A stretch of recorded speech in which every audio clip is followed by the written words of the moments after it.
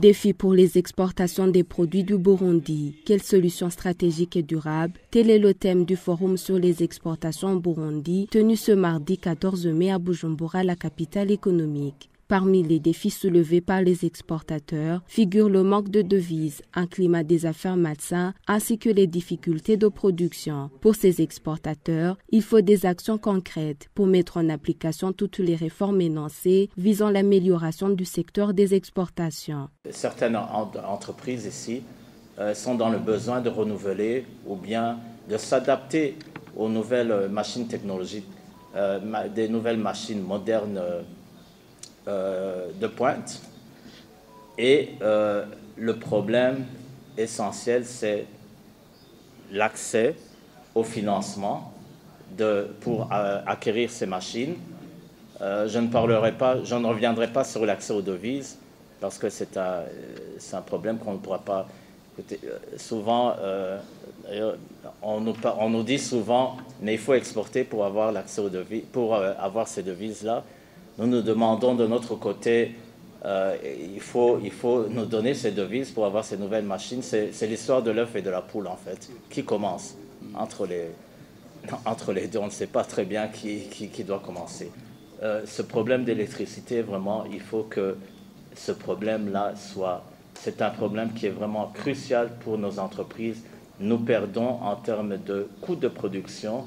Nous perdons énormément. Nous avons en moyenne 40 à 45 heures par semaine de coupure d'électricité, ce qui représente 2 jours.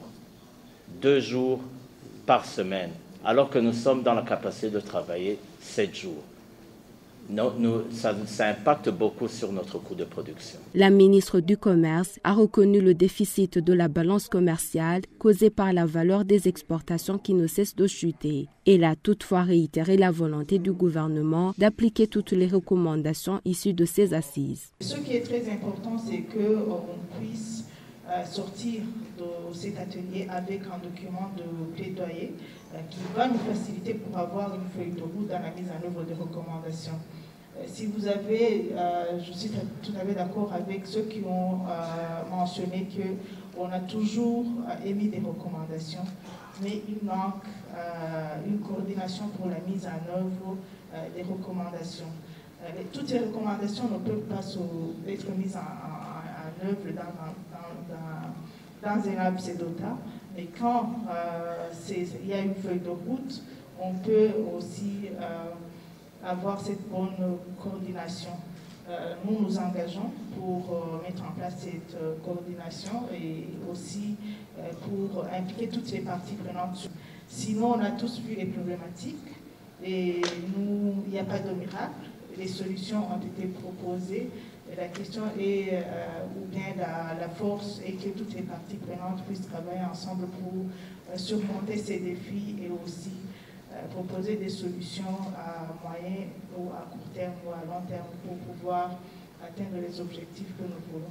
Ayant fait des cultures du thé, du café et du coton des produits essentiels d'exportation, la quantité de production de ces derniers connaît néanmoins une diminution sensible, où la valeur de production du café est passée de 18,5 000 tonnes en 2020 à 7,5 tonnes en 2024 et le coton fibre de 800 tonnes à 400 tonnes.